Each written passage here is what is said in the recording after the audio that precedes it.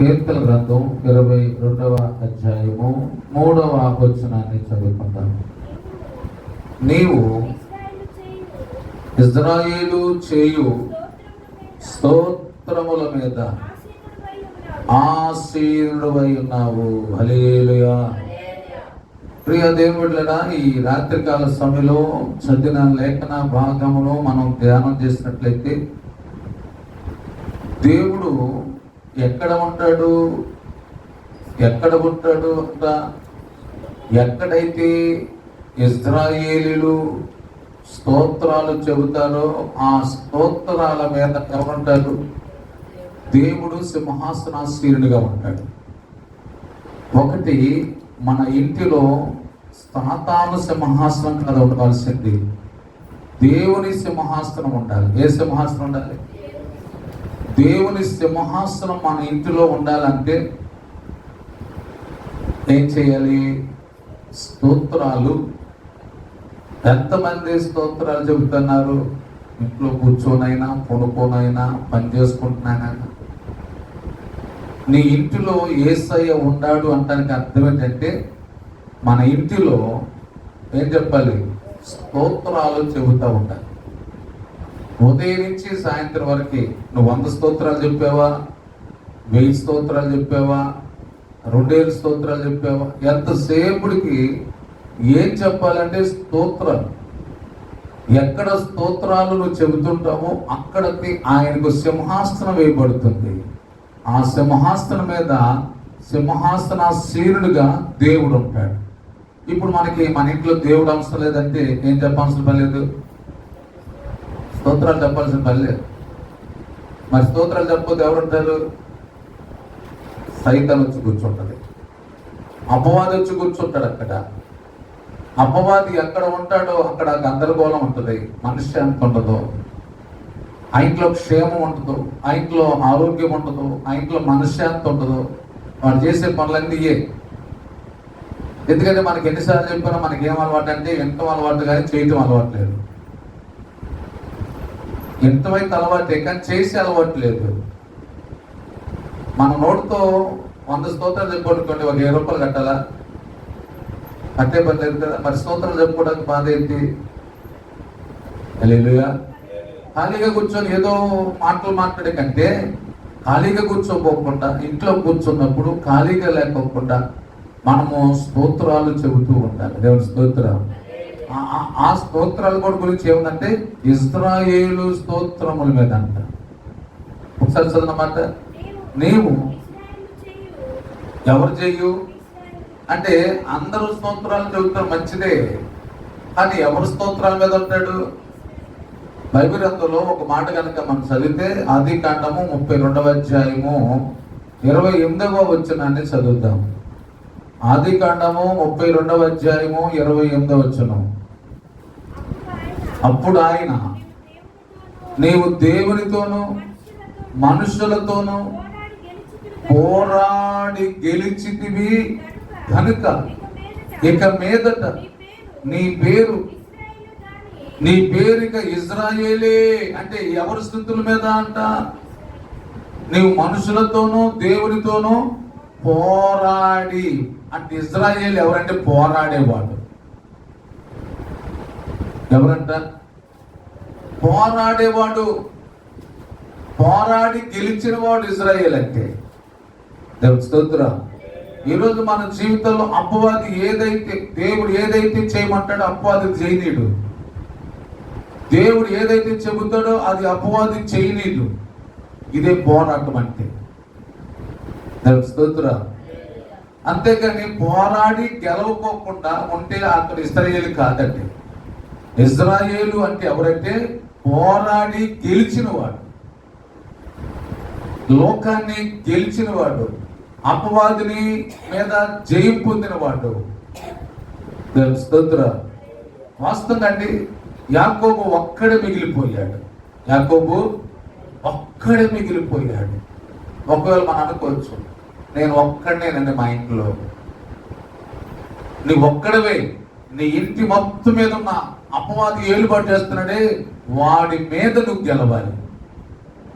స్తోత్రం. మా ఇంట్లో ఒక్కడే అయిపోయాను, మిగతా వాళ్ళందరూ నా మాట్లాడట్లా. నిజమే, అపవాది బలం బాగానే పెరిగింది, అయితే ఒక్కడుగా ఉండిపోయావు.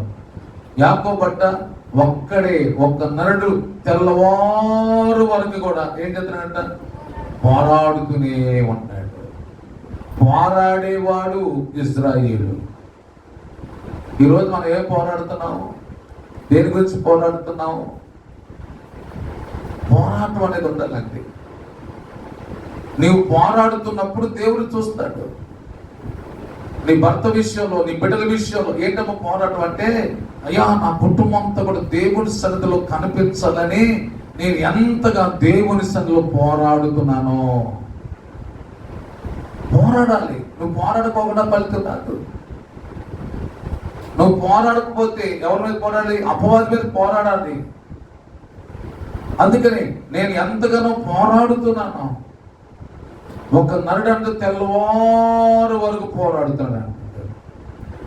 మనము దేవుని సన్నిధిలో పోరాడాలి.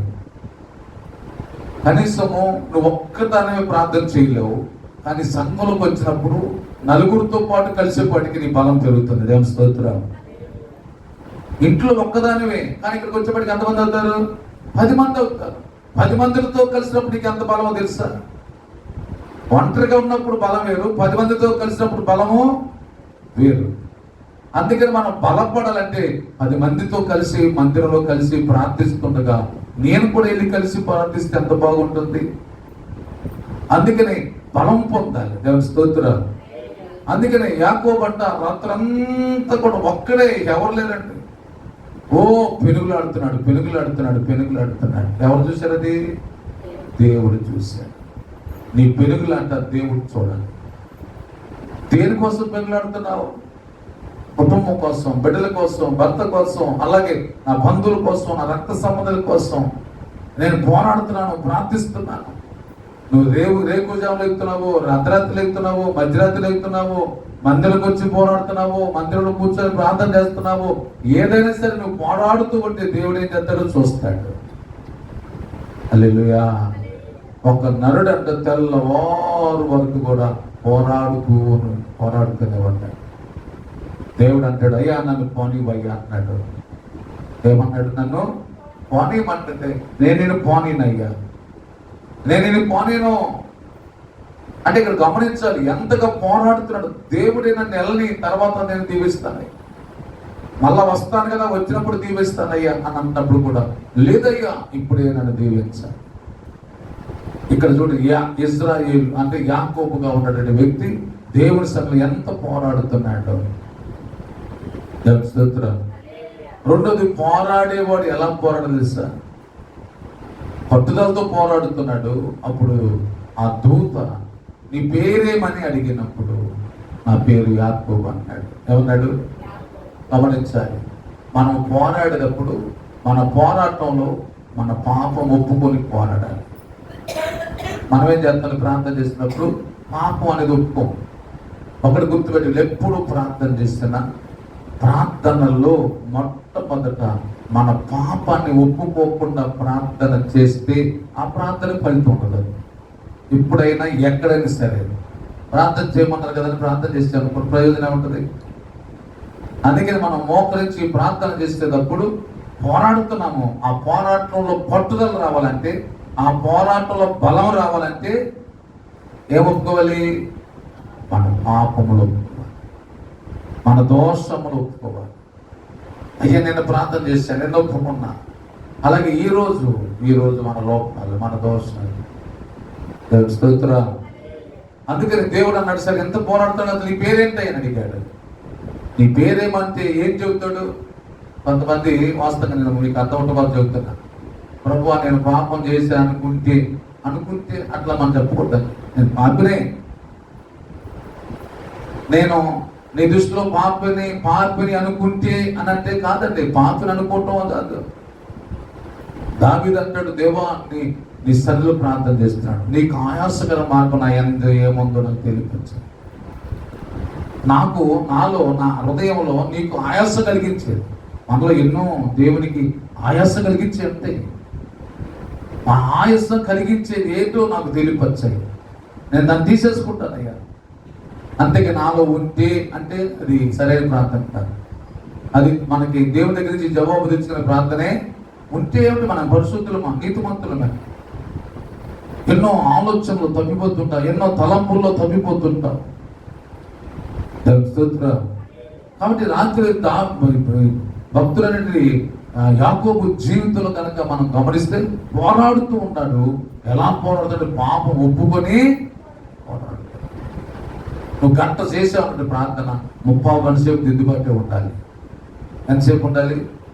30 గంట సేపు దిద్దుబాటే.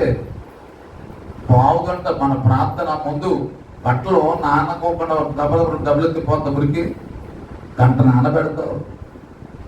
గంట నానబెట్టిన తర్వాత అప్పుడు పండగేసి పోతాం, ఒక దెబ్బ సరిపోతా. తెలుస్తుందిరా.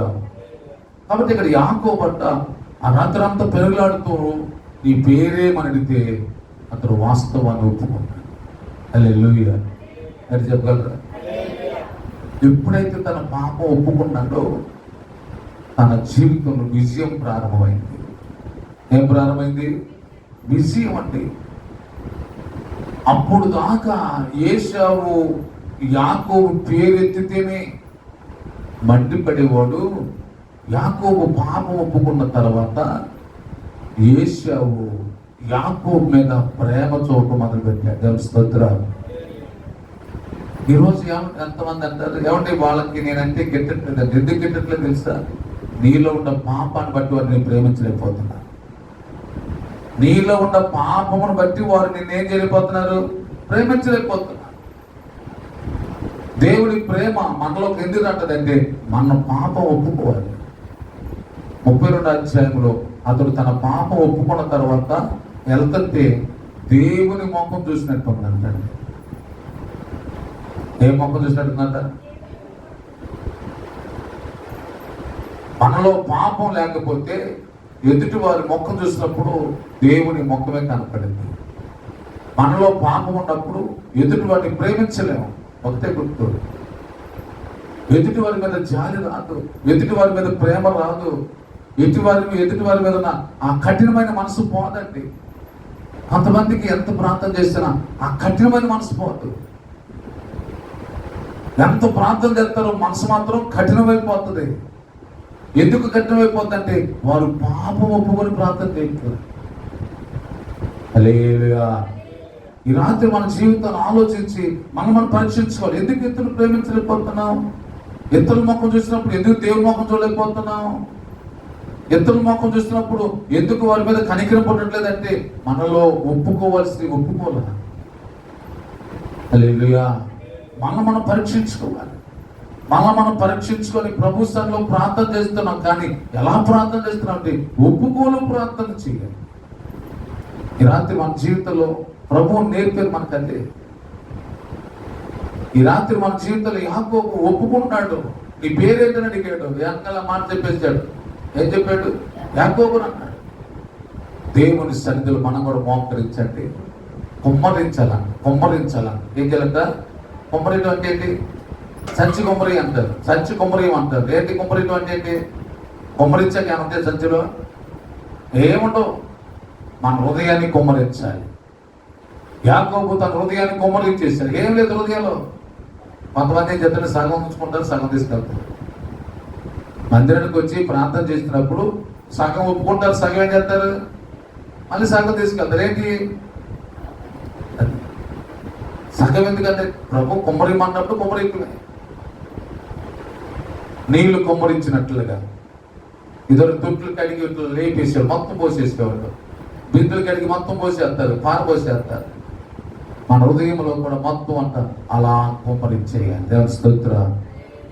యాకోబు తన హృదయాన్ని కుమ్మరించాడు. దేవుడు చూశాడు. అప్పుడు అన్నాడు, నువ్వు మనుషులతోనూ దేవుడితోనూ పోరాడి గెలిచింది కాబట్టి. ఇప్పుడు ఈయన ఎవరంట? గెలిచిన వాడు. దేవుని స్తోత్రం. ఇప్పుడు దేవుని గెలిచావు, మనుషుల్ని గెలిచావు. ఇప్పుడు నీ పేరేంటి? ఇజ్రాయేలే. దేవుని స్తోత్రం. ఇప్పుడు దేవుడంట ఇజ్రాయేలు స్తుతుల పైన ఆశీర్గా ఉన్నాడు. మనం స్తోత్రాలు చెప్పేటప్పుడు మనం స్తోత్రాలు చెబుతుంటే ప్రభు వచ్చి కూర్చోదట్టుకు ఉండాలి. ప్రభు వచ్చి కూర్చోదట్టుకు ఉండాలంటే ఎట్లా ఉండాలి? ఇజ్రాయేలుగా మనం మారాలి. ఇజ్రాయేలుగా మనం మారినప్పుడు ఆయన ఇజ్రాయేలు స్తుతుల పైన నువ్వు మన స్తుతులు చెబుతున్నప్పుడు ప్రభు అక్కడ ఆశ్చర్యంగా ఉంటాడు.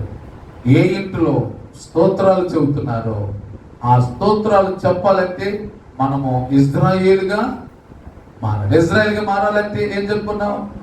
యాకోబు పోరాడుతున్నాడు.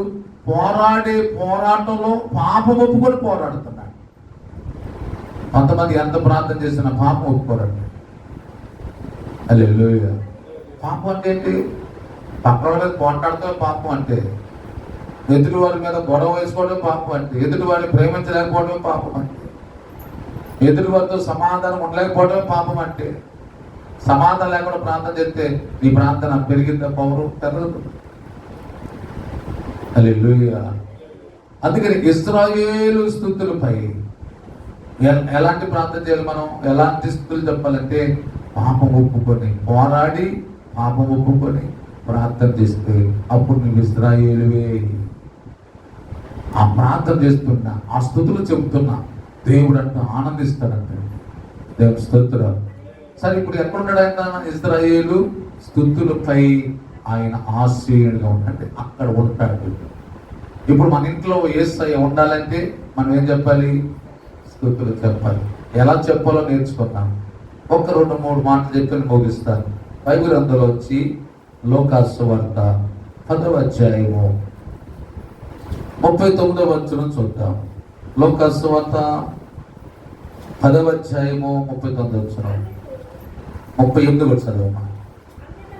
అంతటా వారు ప్రయాణమైపోవచ్చుండగా ఆయన ఒక గ్రామములో ప్రవేశించను.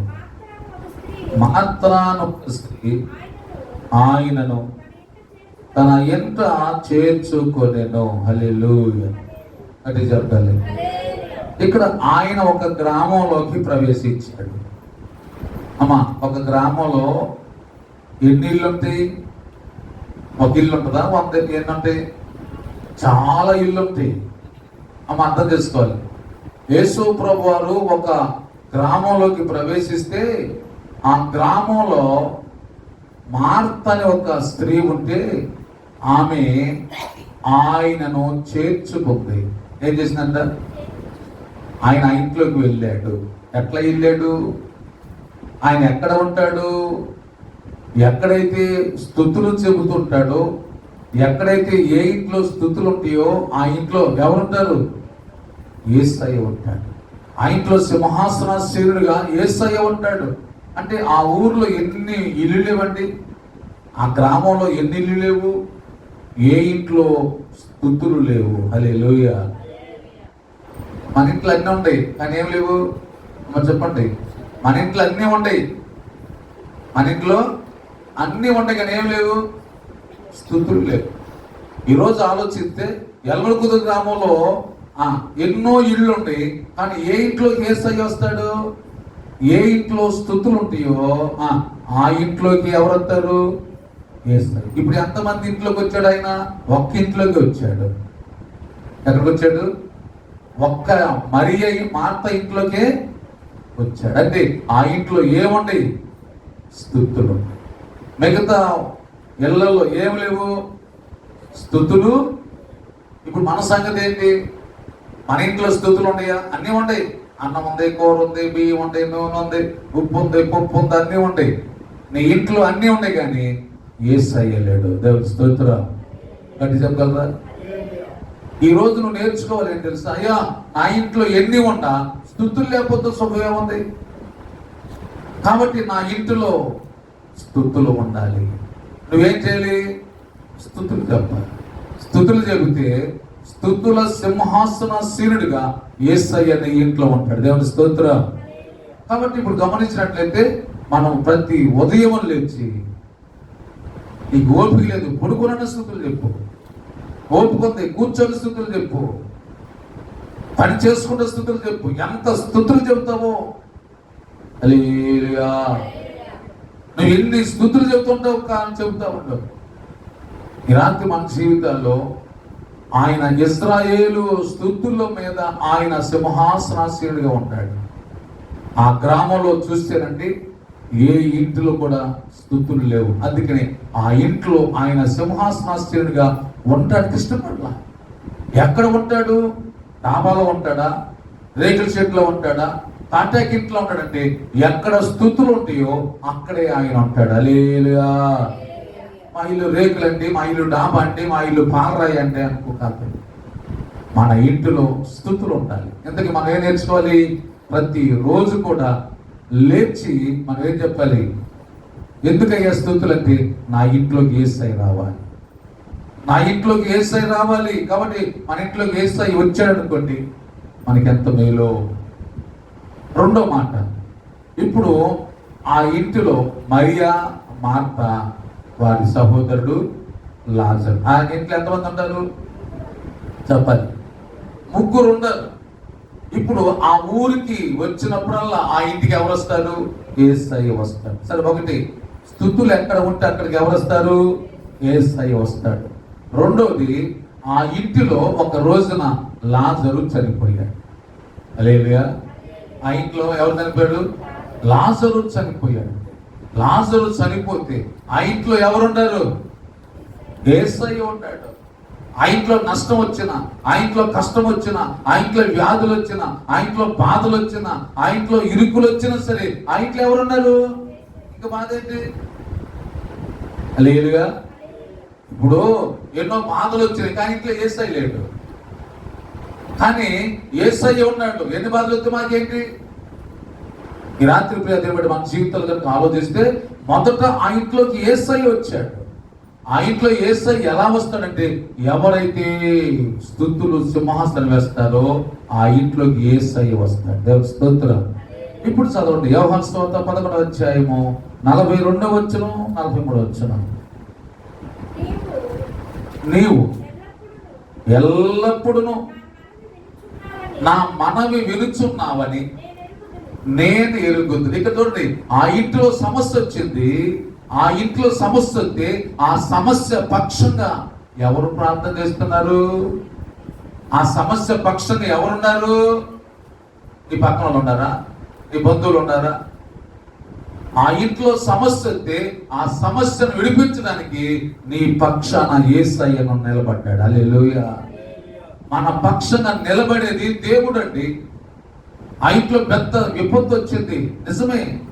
ఆ ఇంట్లో పెద్ద కష్టం వచ్చి పడింది, ఆ ఇంట్లో పెద్ద సమస్య వచ్చి పడినప్పుడు యేసయ్య ఆ ఇంటిలో ఉన్న వారి పక్షంగా తండ్రి అయిన దేవుని అడుగుతున్నాడు. దేవుని స్తోత్రం. చూసారు, ఈ రాత్రి మన జీవితాల్లో కనుక ఆలోచించగలిగితే ఎవరి పక్షంగా ప్రార్థన చేస్తున్నాడు? యేసయ్య లాజరు పక్షంగా ప్రార్థన చేస్తున్నాడు. ఎందుకంటే ఆ ఇంటి వారు యేసయ్యను ఆ ఇంట్లోకి ఆహ్వానించారు. మన ఇంట్లోకి యేసయ్యను ఆహ్వానిస్తే నీకు సమస్య వచ్చినా, నీకు కష్టం వచ్చినా, నీకు ఇబ్బంది వచ్చినా సరే నీ పక్షంగా ఎవరుంటారు? ప్రభు అంటారు. ఇప్పుడు చదవనా, నీవెల్లప్పుడు నీవు నా మనవి వినుచున్నావని నేను ఎరుగుదును, కానీ నీవు నన్ను పంపితువని చుట్టూ నిలిచి ఉన్న ఈ జన సమూహము నమ్మునట్లు ఈ మాట చెప్పిన నేను అలాగూ చెప్పి లాజరు బయటికి రమ్మని దగ్గరగా కేక వేశారు. హల్లెలూయా. చనిపోయిన లాజరు మృతుల లోకంలో నుండి సమాధుల నుంచి బయటకు వచ్చాడు. దేవుని స్తోత్రం.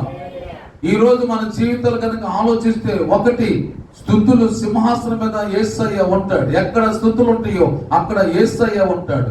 ఆ ఇంటిలో సమస్య వస్తే ఆ సమస్య పక్షంగా నిలబడి నీ కొరకు నా కొరకు గొప్ప కార్యాలు చేస్తాడు. దేవుని స్తోత్రం. ఇప్పుడు లాజరు బయటకు వచ్చాడు.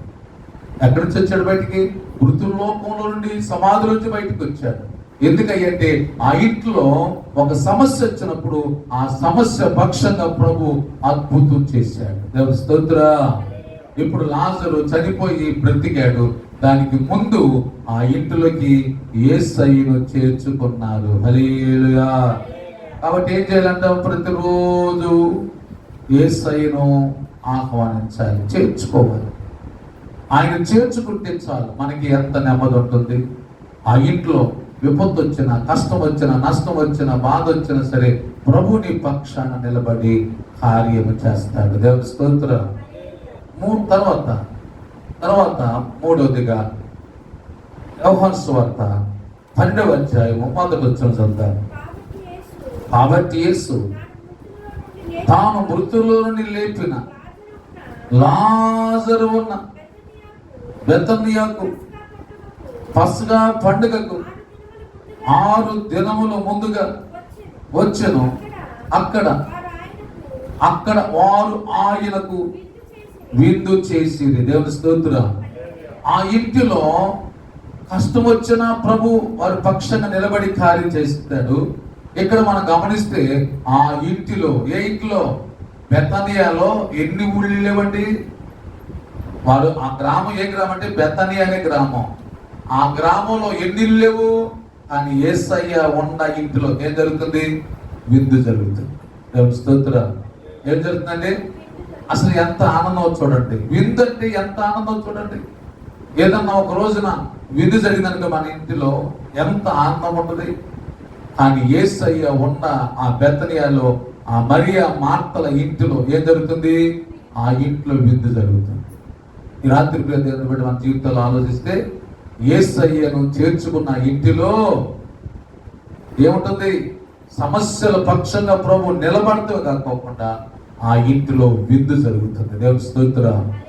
యేసయ్య ఉన్న ఇంటిలో విందు అసలు ఎంత మందికైనా భోజనం. ఇప్పుడు మన ఇంట్లో విందు జరుగుతుంది అనుకోండి, ఎంతమంది వచ్చినా ఏం చేద్దాం? పెడతానే ఉంటాం. ఎంతమంది వచ్చినా పెడతానే ఉంటాం. ఈరోజు మన ఇంట్లో యేసయ్య ఉంటే మన ఇల్లు అనేక మందికి ఒక విందుశాలగా మారుతుంది. దేవుని స్తోత్రం. ఏ శాలగా మారుతుంది? విందుశాలగా. ఎంతమందికైనా పెట్టగలుగుతాం, ఎంతమందికైనా ఇవ్వగలుగుతాం, ఎంతమంది అయినా సరే మన ఇంటికి వచ్చి తృప్తి పొందగలుగుతారు. దేవుని స్తోత్రం. కాబట్టి ఈ రాత్రి మన జీవితాలు ఇశ్రాయేలు స్తుతుల మీద సింహాసనాసీనుడు ఉన్న యేసయ్య ఏ ఇంట్లో ఉంటాడో ఆ ఇంట్లో ఒకటి వ్యాధులు, సమస్యలు వచ్చినా, కష్టం వచ్చినా వారి పక్షంగా ఆయన నిలబడతాడు. తర్వాత ఆ ఇంటిలో, యేసయ్య ఉన్న ఇంటిలో ఏం జరుగుతుందంట? విందు జరుగుతుంది. మన గృహాలు కూడా అట్టి గృహాలుగా ప్రభు మన పక్షాన నిలిచి గొప్ప కార్యాలు జరిగించునుగాక. ఆమె ప్రార్థన చేసుకుందాం. పరమ తండ్రి యొక్క ప్రేమ, కుమారుడు యేసుక్రీస్తు వారి కృప, పరిశుద్ధాత్మ అన్యోన్య సహవాసము, సమాధానము చేరొచ్చిన మనందరికీ, సర్వలోక పరిశుద్ధులందరికీ మన గృహాల్లో ప్రభు యేసుక్రీస్తు వారు సింహాసనాసీనుడై ఉండి నిలిచి ఉండునుగాక. ఆమె యేసు రక్తమే జయము, ప్రభు యేసు రక్తమే జయము, ప్రభు యేసు నామమునకే సంపూర్ణ విజయము కలుగునుగాక. ఆమేన్. హల్లెలూయా. వందనాలు. అడ్రస్ ఒలివస్వరం ప్రేయర్ మినిస్ట్రీ, నీతి సూర్యుడు సహవాసం, పాస్టర్ సిహెచ్ ప్రేమ్చంద్ గారు, ఎన్మల్ కూతురు. మా యొక్క ఫోన్ నెంబర్ 8522960135. మరి యొక్క number 7981699758. Thanks for watching this video.